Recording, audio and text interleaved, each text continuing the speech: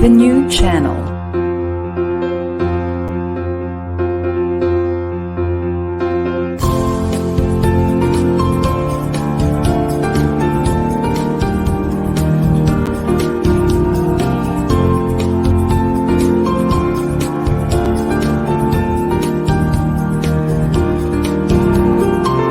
The new channel.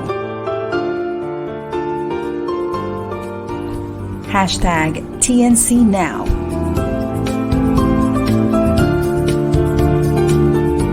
The views, opinions, and insights expressed in the following shows are those of the host, producers, guests, and viewers. They do not necessarily reflect the position of the channel. Viewer discretion is advised. Hello and welcome to the new channel. Our passion transforms a community that sees all things new. I am Alpha Sanford and I'm streaming live from Boston, Massachusetts. Good morning, good evening, good afternoon, mabuhay. Welcome to Once a Teacher, Always a Teacher on the new channel.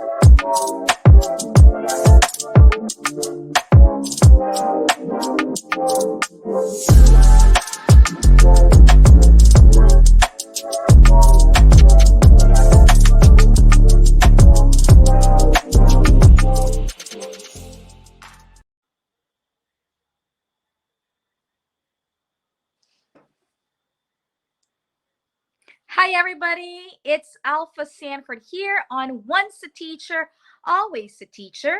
I want to thank all of you who are with us for this wonderful episode.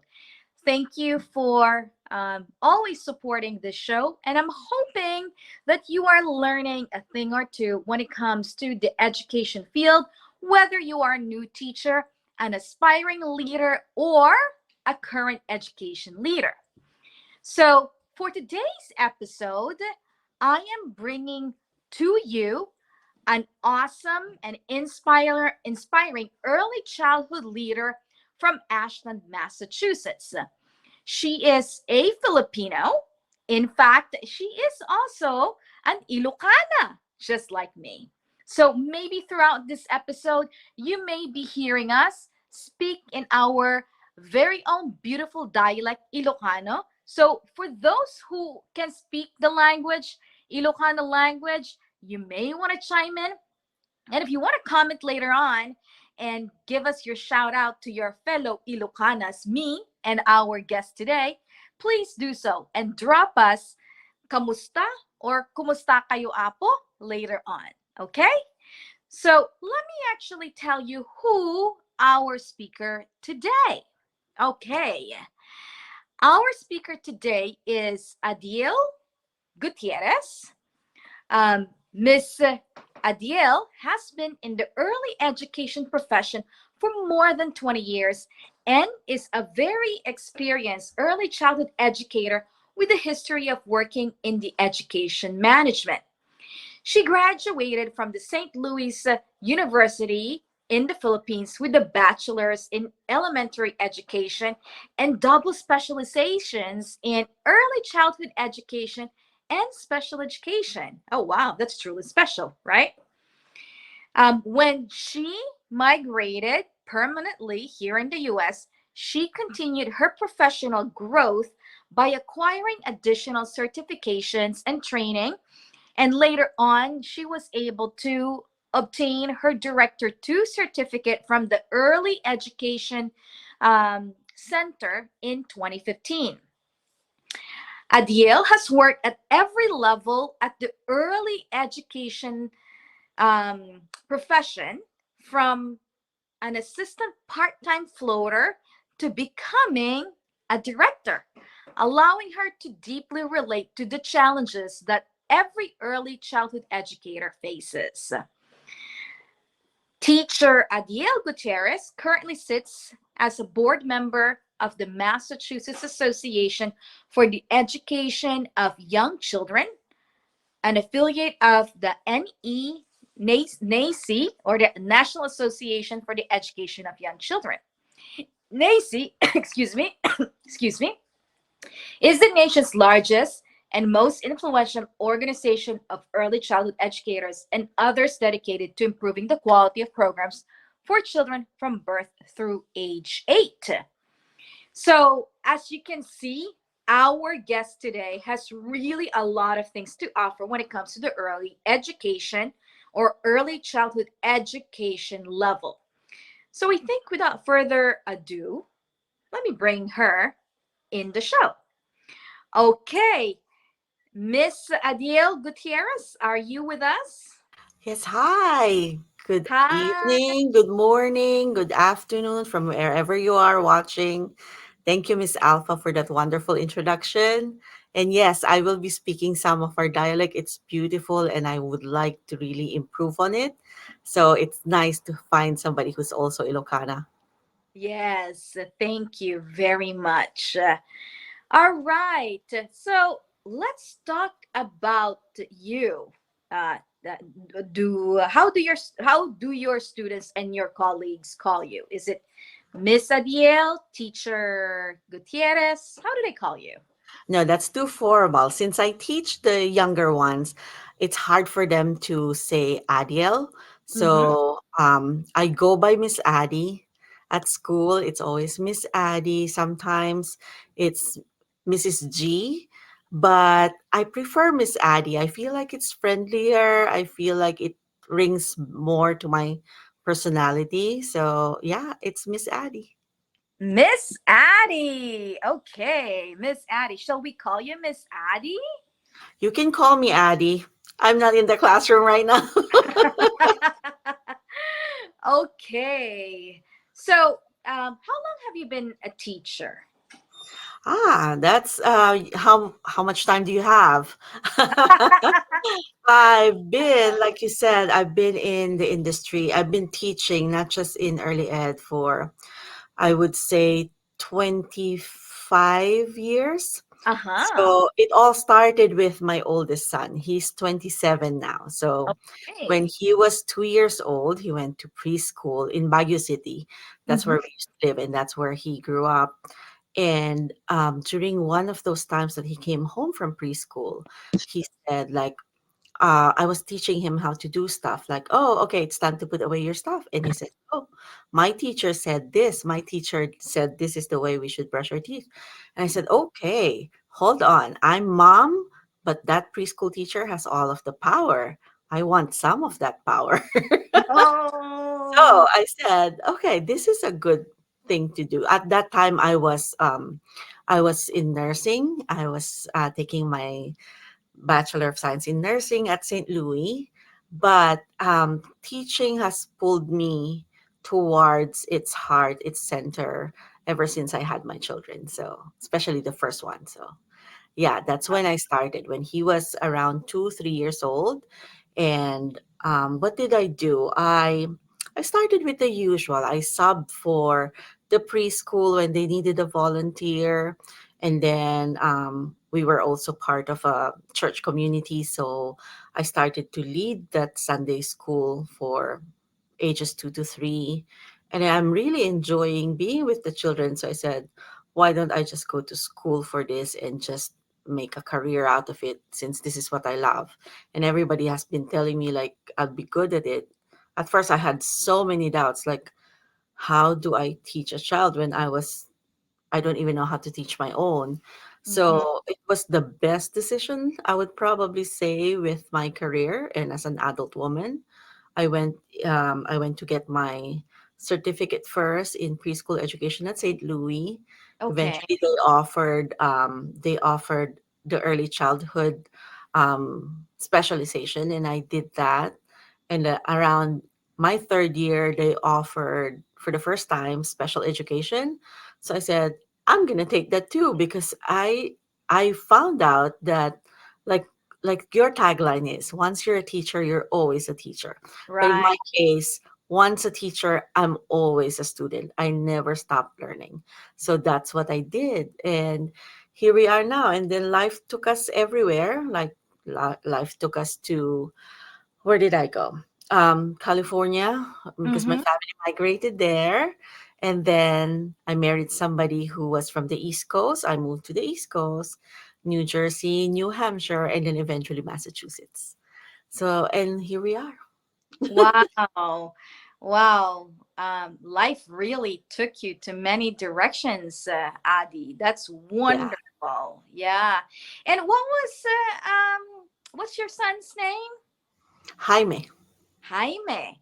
So thanks Jaime. to Jaime, it looks But like thanks to Jaime, it looks like it was him who actually brought you to the education field. yeah, I always credit him for that. And he always says, like, I don't think it was just me. I think you really just wanted to be with the kids. Yeah. Um, wow, that's wonderful. I tell people all the time that my education journey, at least, in the span of close to 20 years, I always go back to the times when I used to teach at an early childhood center. And the reason for that is because I feel like there's this undescribable joy that at least I felt when I was teaching the little kids. Yeah. So, I relate so much to that because I taught up to, I think, up to sixth grade. Student teaching took me through all of the grade levels back home in the Philippines, and then I started to do like the after school program uh-huh. when I first came here, and up to, I think it was 14 years old. And I said, like, no, I can't do the older kids. I need to be with those that are 5 and younger. I think that's how my personality is, how my mentality is, and where my heart is. So I always keep requesting to be with the youngest ones. Wow. And right now, as an enrollment director, and correct me if I'm wrong, did I say that right? Enrollment director, right? Yes, yes. I'm currently the enrollment director at a small private preschool here in Ashland. So we do have two schools. Mhm. I was the director for 3 years, the program director for 3 years. And then I shifted into more of an administrative role just this July. Nice. Congratulations, Adi, for, your promotion. Oh, thank you. Yeah. So tell us your role. What do So you do? Yeah. basically, my role is to make sure that we are communicating very well with the community on what our program offers. So Mm-hmm. my main job is to get the people into the school. That's what enrollment is, making sure that the families understand like what it is that they will get their family. I don't enroll just the kids. I always say that to them. Like, I don't just enroll your kids in our school, I enroll your whole family because I feel like it's always a partnership, especially in the early education sector, that it's the children who go to the school, but it's actually the parents who are learning with them.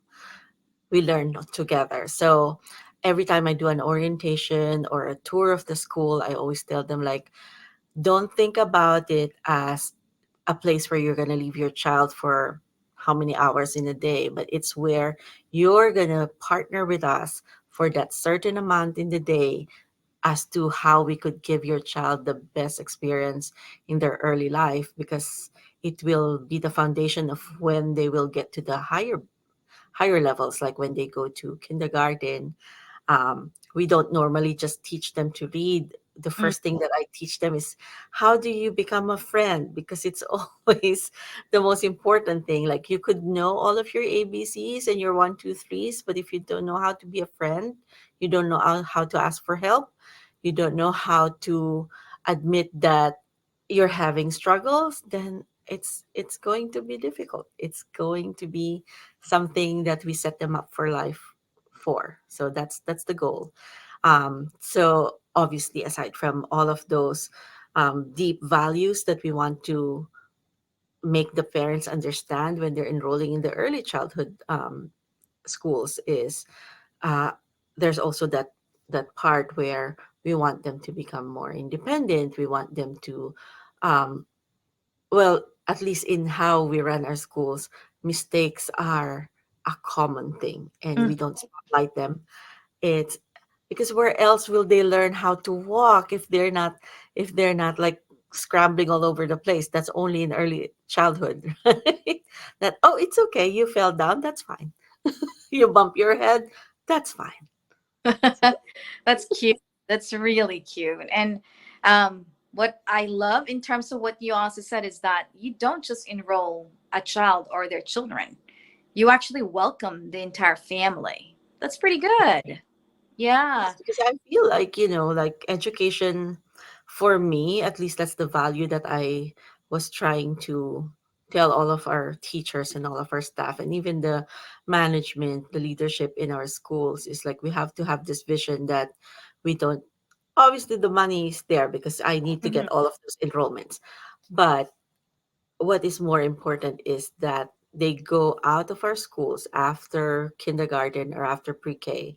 They go out there telling them like, oh, I had the best experience in that school because I felt accepted, I felt seen, and we enroll a diverse amount of people. Like, we were non-selective, and I'm just blessed to be in a community that the diversity is really something that we can be proud of.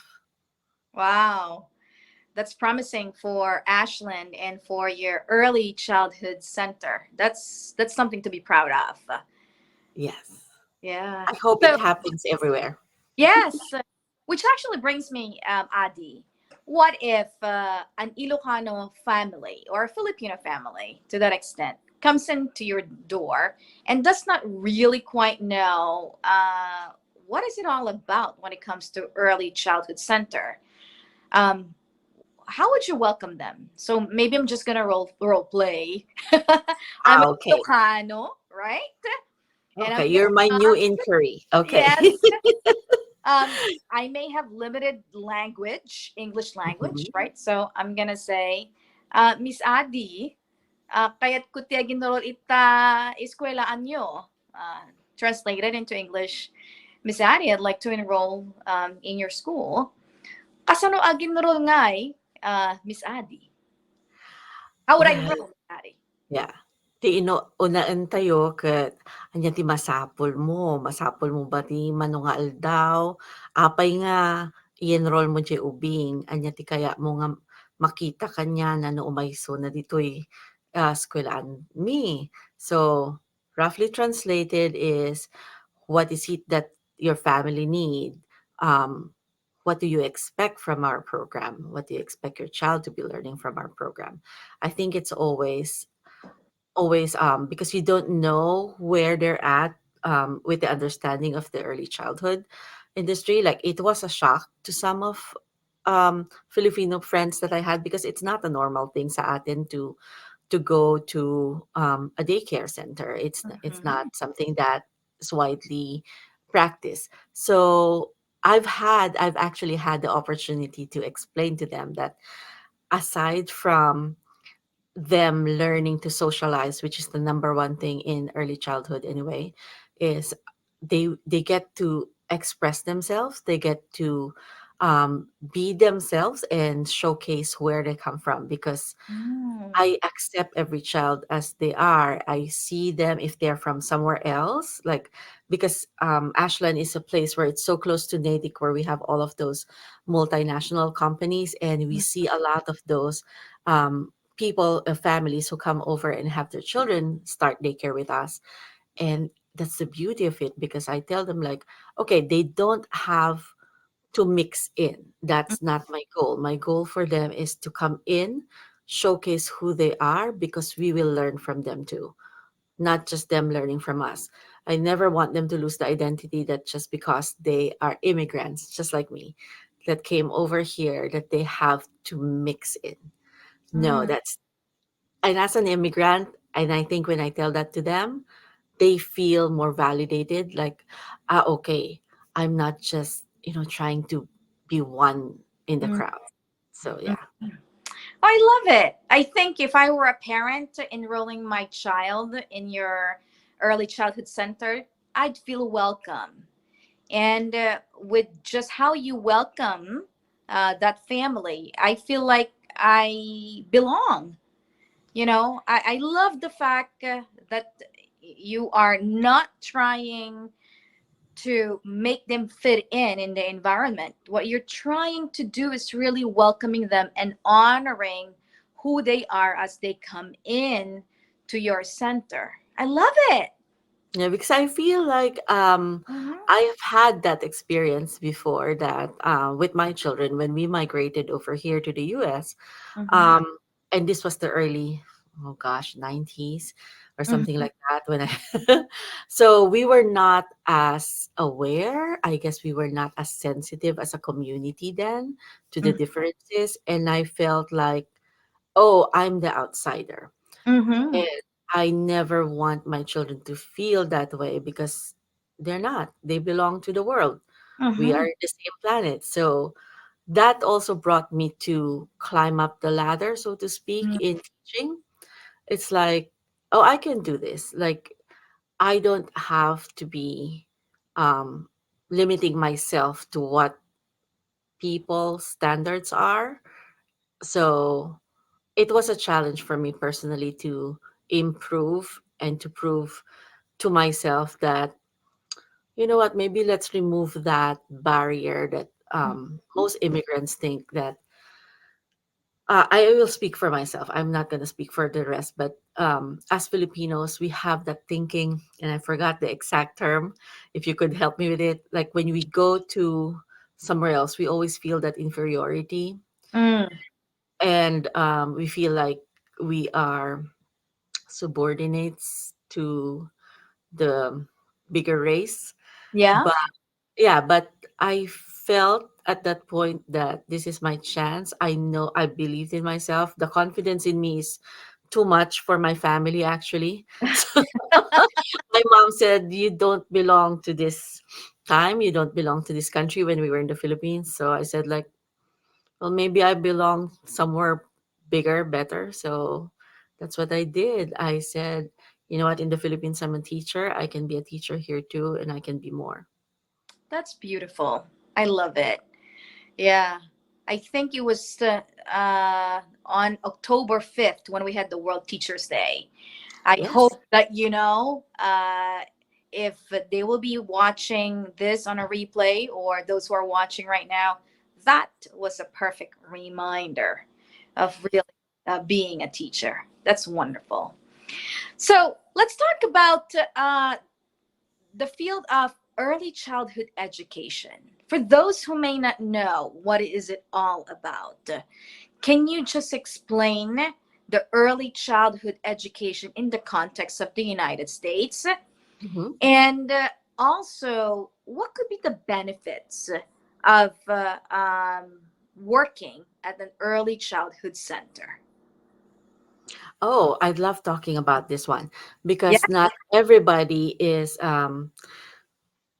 I am an advocate for the early childhood education industry, a profession actually, and it has always been this misconception that we are just glorified nannies, and Mm, I'd like to change that. I'd like to change that. So yeah. people in our profession has most of the people I know has advanced degrees in education, but we do deal with a custodial part of it. That's why in Massachusetts it's called Early Education and Care. That's what EEC stands for. Mhm. So education obviously is how they learn, and we're not talking academics. It's learning how with their senses, because we deal with children, infants to 5 years of age.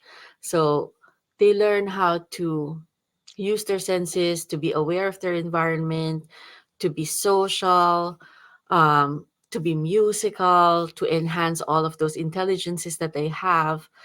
And aside from that, we of course we do the care, like we have babies right now who are around 3 months in my school, and they get to be held, they get to be loved while all of the families um, go to work, because that's just how it is over here. That it's normal, I think, for two income families in this side of Massachusetts. I There are some towns that are luckier than us, that they can survive with a one income family, but where I'm at, we have single parents who need to go out and work and to provide, and that's where we come in the partnership. We will take care of your babies, make sure that they are fed, they are cared for, they are loved, they are engaged into making their, making their physical body strong, making their psychological feelings and emotions validated and really strengthened. So an example of that is we we help them to self-soothe at that very young age. We will let them cry, but not forever. Like, Mhm. we'll let them be in the crib, we'll let you stay there for like 5 minutes, and then they learn, like, okay, my teacher is over there. I'm okay. I am safe. And when you get them home, they will be okay without you holding them all day. And that's the first step in being independent. So when they become toddlers and they go to potty training, and these are skills that are taken for granted sometimes, but there is a process to all of this. There's a science to it. So that's how I explain it to all of the people who are saying, like, why do you stay in early ed? And I say, like, because everything starts from us. If I don't engage their frontal cortex or whatever that is, if I go scientific on it, then they realize that, oh yeah, it is a science. Yes, that's why we're called Bachelor of Science in Early Childhood Education. Yeah. And why would I tell teachers to come over to early? Yeah, it's important. Well, Mhm. because you are never going to be forgotten. You get to rule the world. Yay!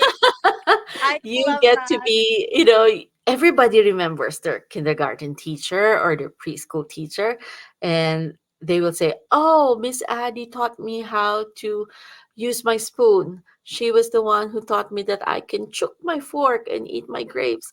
Or she could tell me, like, I peed on the potty first time with Miss Addie. Those are milestones that they'll never forget.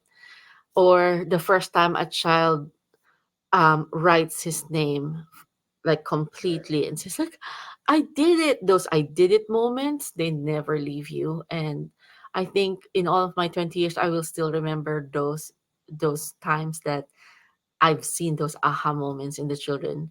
To be the one to witness that for the first time is amazing. The first time that they will step out from their comfort zone to walk over to you, because they're learning how to walk. We can't even tell that to the parents, that I witnessed the first step. You have to tell them, like, oh, maybe you could watch them if they're going to take the first step at home, because I don't want to take that away from the parent. Yes, I have it in my memory that I saw your child's first step, but I want to, like, push you in that direction. Like, maybe try her to walk over to you. Let's see if it happens. So, and they will call me and say, like, she did it. She took her first step. And I just say thumbs up. I actually saw that a while ago, but yeah. Oh, that's beautiful.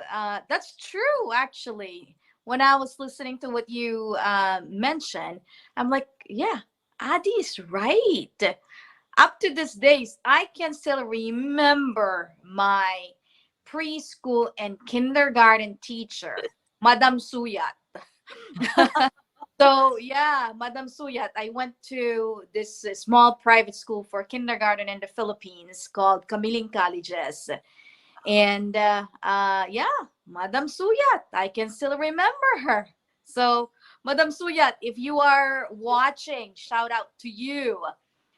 Miss Adi just reminded me of you. So, thank you for everything that you taught me when I was, preschool and kindergarten. Yeah, it's always fun to like go back to that because I think that's also when their memories start, like core memories start at around that age. So you get to be a part of somebody's core memory, and that's worth more than anything. Like they come over. I have my first batch of kids that I taught over here. They're in high school now. So when they first gave me this picture for their prom, I was like, it can't be happening.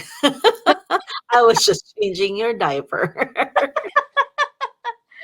Wow, wow. So, now that you are not really in the classroom, now as an enrollment director, what's your typical day look like? Oh, I still try to be out there as much as I can in the classrooms. But Huh? so what I like about my job is I get to greet everybody and I get to say goodbye to them. So in the mornings during drop off time, a typical day is 8 to 4. So at 8 a.m., all of the cars will pull up. Because of COVID, we don't allow them to bring their children inside anymore. So Mhm, we've changed some of those procedures. They get to drive up to the door. I get to be out there on the door and say, "Good morning. How was your day? How mhm, was your night?" And I'm not just saying good morning to the kid, I'm saying good morning to the parents. Like, you look like you need some coffee after this. We'll take care of your child because their child is crying or screaming. Whatever happened last night, you try to put on a face. It's almost like a performance in the morning, but I'm not really performing. I'm just a clown. So I say, "Hey, good morning. Do you want to go play with the dragons again?" And they're like stopped in the tracks, and whatever they were screaming about in the car suddenly forgotten because you get to remove them from that situation and frame it like, let's go have some fun. So yeah, they come over to you, or sometimes those kids come in with a lot of energy and they scream right away, "Addy!" It's like, yes, and you get hugs in the morning, the best part of my day. Bring them over to their classrooms, and then after drop off, so I make sure that I get to see my teachers too. I get to say hi, what do you need from me? Is there anything that I can help you with before I go sit down? mhm, So I do a check-in with everybody. And sometimes, there are times that they're also human, the teachers. Like, I'm mhm. not having a good day, and I will tell them, like, you want to go get some coffee while I entertain your kids for 5 minutes?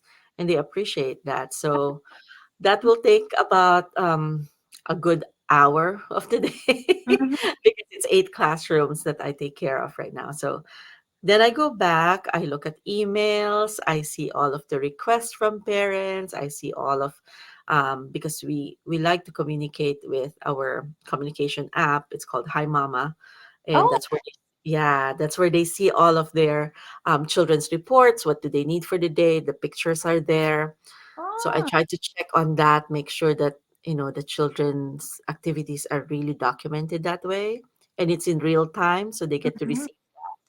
So if they're doing a song, the teachers will videotape the children and send it to the parents, and the parents can see it. And then I'll get some emails saying like, I'm going to pick up my child at 2 o'clock today because we have an appointment. Make sure all of the attendance reflects in the classroom and in the system. What else? I get to check all of the enrollment paperwork, which is not really that fun compared to what I would do in the classroom. Yeah, you double check all those spreadsheets, and then we do some leadership meetings, make sure that we are supporting our teachers. Like holidays are coming, so what do we do for the teachers' morale? What support do they need? What activities really need some backup, like with curriculum planning, who needs help in this, mhm, and those little logistics like the playground needs a new fence, or we need to order supplies, we need more wipes, we need more gloves. those things. And the end of the day at around 3:30, the cars come over and they get picked up. I go to the classrooms. I get to get the children. Mm-hmm. I say, okay, it's our turn to go home. Did you have fun? And then they give you cards, they give you drawings. It's all up on my wall. So yeah, that's a typical day. That's a very easy day, I would say.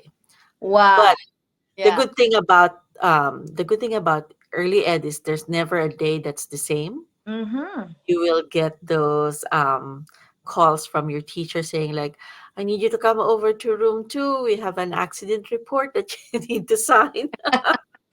Somebody bumped their head. What Yeah. happened? Mm-hmm. Yeah, somebody was trying to get the pencil and stepped on another pencil, so they tripped and they fell. Oh no. Okay. What a busy life, but it looks like it's a very fun-filled day. It is. It Yeah, is. It's never the same. Like you cannot say like, oh, I know what's gonna happen at 9 o'clock later. Nope. that's Never right. a day that's the same.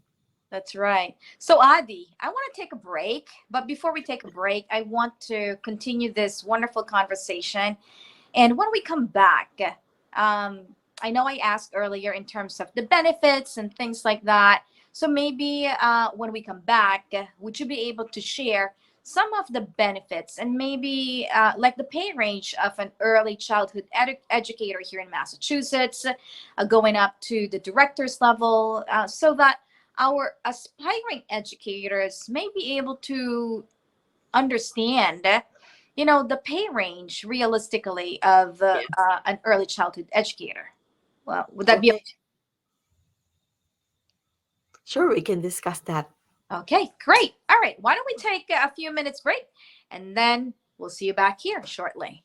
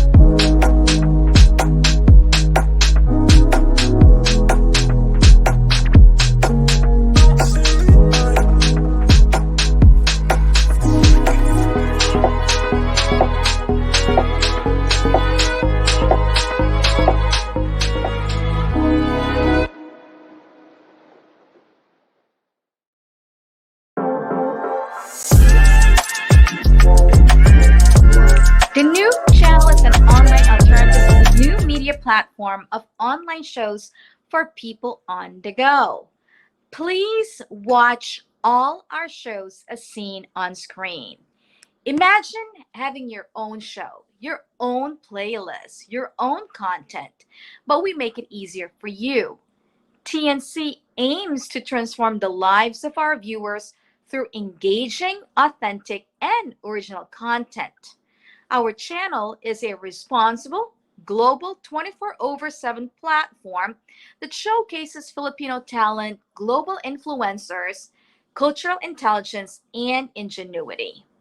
Please continue to watch and support or listen to Once a Teacher, Always a Teacher on select Saturdays at 10:30 a.m. Eastern Standard Time. You can watch live or on replay via Facebook or on YouTube. Follow us on IG. Listen to us on Spotify and Apple Podcast. Just search hashtag TNC Now. For sponsorships, please email now at thenewchannel.com or send us a DM. Enjoy these life-changing shows because we've made them for you. All right, everybody. I'm hoping that you're having a blast listening or watching Miss Adiel Gutierrez from Ashland, Massachusetts. I'm hoping that you're taking down notes on her journey and some of those beautiful stories and insights that she's been sharing as someone who has been in the early childhood education.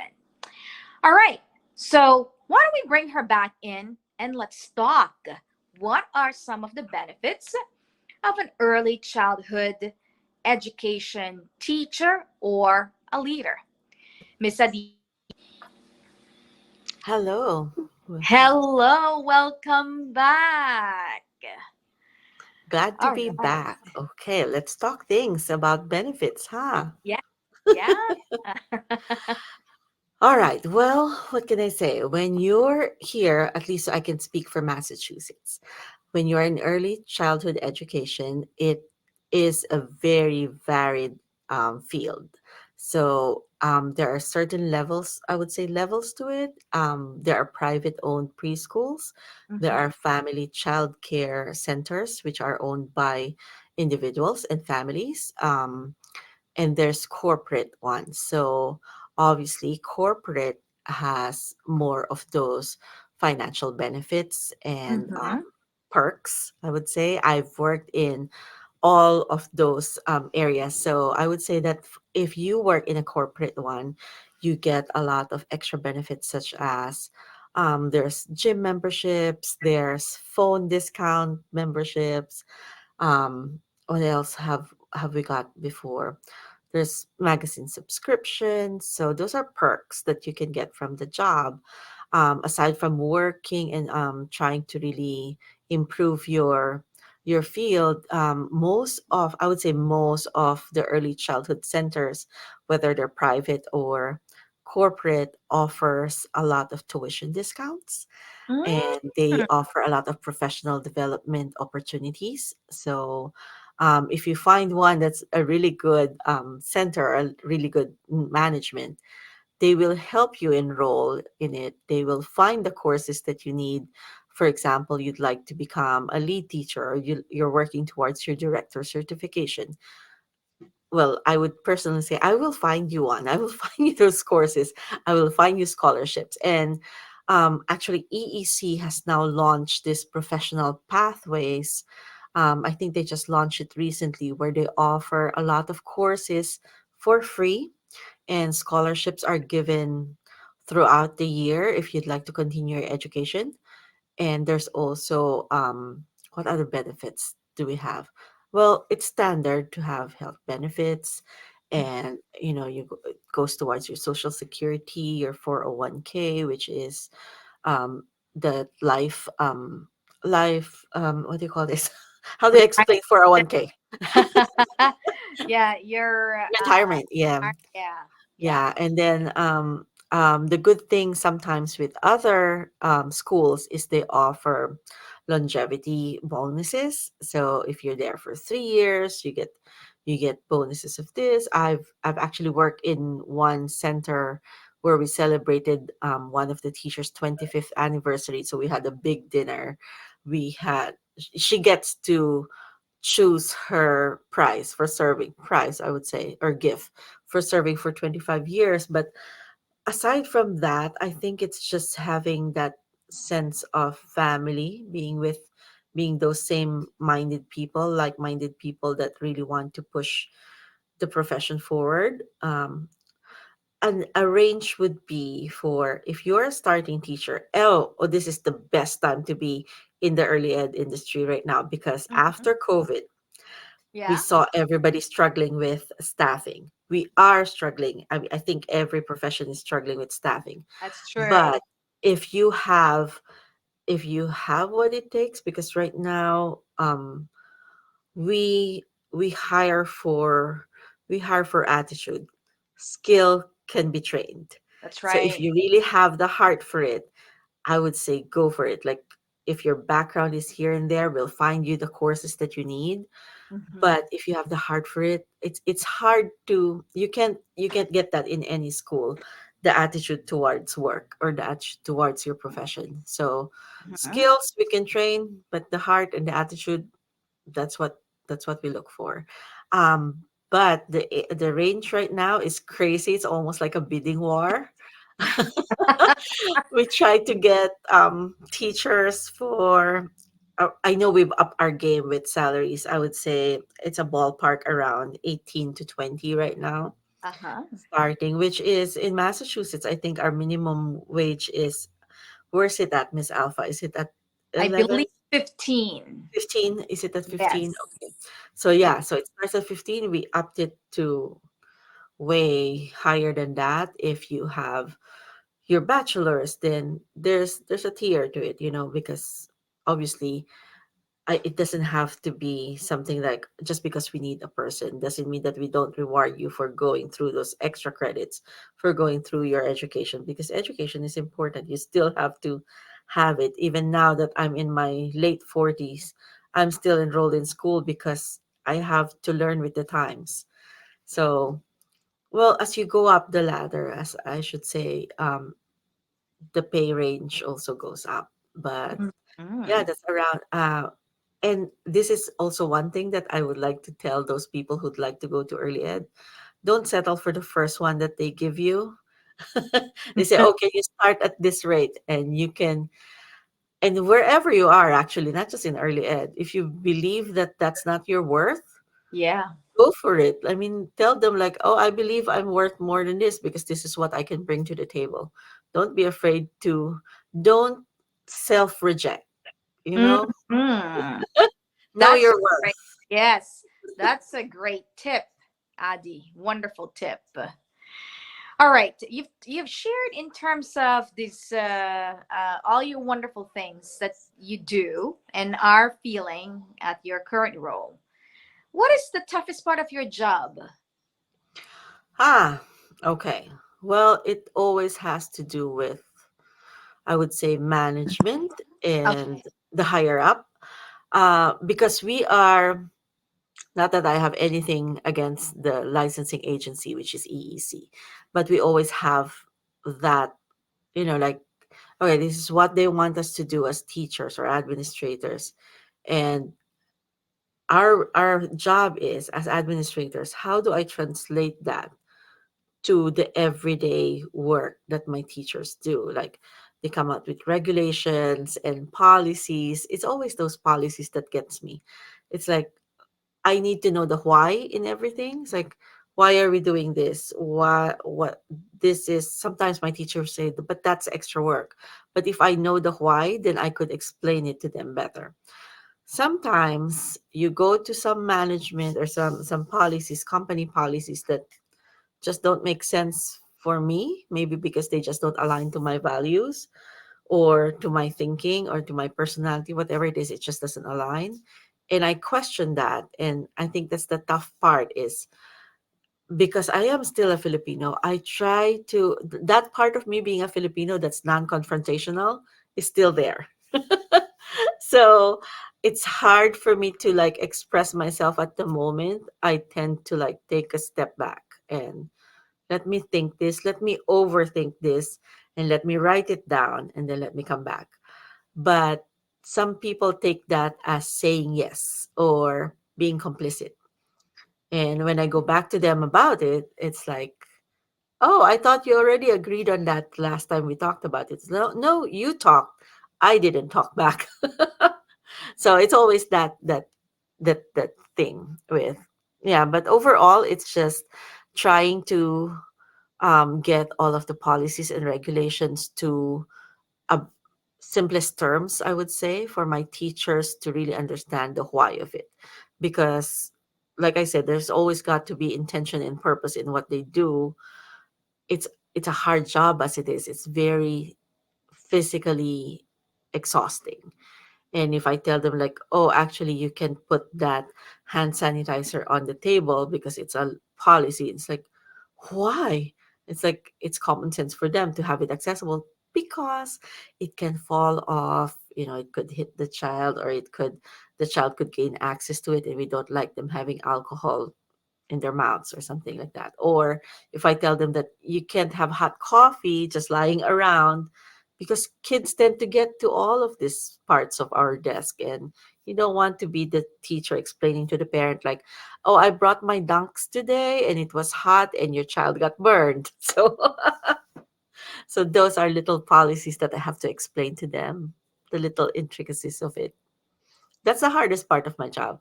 I think the most enjoyable though is getting to really talk to the parents. Mhm. There's always a balance, Like there's hard parts and there's enjoyable parts. Yeah, always, right? In any job that we have, there's always going to be those moments of joys Hmm. and the not so happy moments in our jobs. um, any last inspiring stories of being an early childhood leader? I would say that this actually just happened a couple of years ago when COVID shut us down, because we did shut down for a while. I think that's when I proved to myself that, oh, this is what the leadership in me means, what it means for me personally. Um, so when we all closed down, all of our teachers decided, well, not all of them, but most of them decided to just stay home for Mm-hmm. reasons that are, personal to them, different varied reasons, all valid reasons actually. And so we were forming a new team from scratch, and regulations were coming out left and right. We were all learning all at the same time. So I told them, like, it doesn't matter how long I've been in this field. This is year one for everybody. I don't know these regulations. I've never been in a COVID situation or in a pandemic situation. So we're all gonna learn together. And I think just having that honesty upfront towards my teachers, telling them that it's okay to make mistakes together right now because nobody knows what they're doing. I will not pretend I know more than you do because I really don't. Mm-hmm. Just be honest with it. And they bought into that, thinking that we are going to do this together as a team. Mm-hmm. And when I make mistakes, or when I say like I am not very sure about this right now, but I'm gonna support you, or when they come over to me and say like, I would like to do this, but I'm not sure how it's going to go with the COVID regulations or with the COVID situation. And I said, how about we try it out? If it doesn't, I got your back. And just giving them that psychologically safe environment for Mm-hmm. them to come over to me and accept, and, like voice out that I don't know what I'm doing. Can you help me? I think that was a win for me because we were able to learn together. We were able to like trust ourselves and doubt ourselves at the same time. But it made us, we emerged as a stronger team. And that team stayed with me for another 2 years until post COVID, whatever post COVID is. But yeah, we had 100% retention after that year. with teachers, and when every center was falling apart and closing down, I was proud to say I had my team come back, and we came back stronger. So I would say to anybody in whatever profession that you are, you know what they say, when those who cannot do teach? Mm-hmm. That's Mm, not true at all. I say that's right. those who can teach, because you cannot Powerful. teach something that you do not know. You Yeah. cannot give from an empty cup. You cannot give what you do not have. So, us teachers, we got it. We know what to do with whatever situation that comes our way. We've got the educational background to back us up. And I think teachers are the toughest people in the world. Like, where else will you see somebody not flinch when there's somebody puking right in front of you? It's That's like, right. okay, let's go get a paper towel. That's right. No big deal, you know? Yeah, it's like, that's fine. Yeah. Yeah. Wow, Adiel, this has been a wonderful 1 hour with you. It was a treat listening to Is you. it already an hour? Yes, it was a real treat listening from you about your insights as an early childhood education leader and your love altogether for young kids and their families. Ashland and your workplace is very lucky to have someone like you who actually brought their experiences to welcome families and to let them feel that they truly belong at your center. So, Yeah, I am glad. And thank you for this opportunity, Miss Alpha. Thank you so much for your kind words. And the goal is not to keep it in Ashland, the goal is to give mm, it to the whole state. And this is why we train more teachers to be a little bit more on that mindset that, you know what, we can do things, we can do better than this, we can be better than this. wonderful. So, for any of our viewers who may want to get in touch with you or may want to have, may want to have some clarifying questions or we just want to get in touch with you, how can they get in touch with you? I'd love for everybody to get in touch with me. Like, if you can't tell, I love to talk. I love to be with people. So I have my own personal website, and it's just something that features a lot of part of me, a lot of different parts of me as a human, as a mom, as Mm-hmm. a teacher. So it's Great. all there. So if you want to visit, www.adielrg.com, and you will see the many sides of Miss Addie. You could also email me at hello@adielrg.com.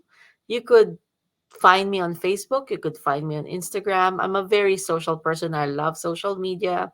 So not everything there is about teaching. There's a lot of different parts of me that you will see, and I'm an open book, and I feel like all of those different experiences made me who I am. So they're one and the same. This is me. This is what you get. So hopefully you guys check it out. Please support TNC and Miss Alpha's show.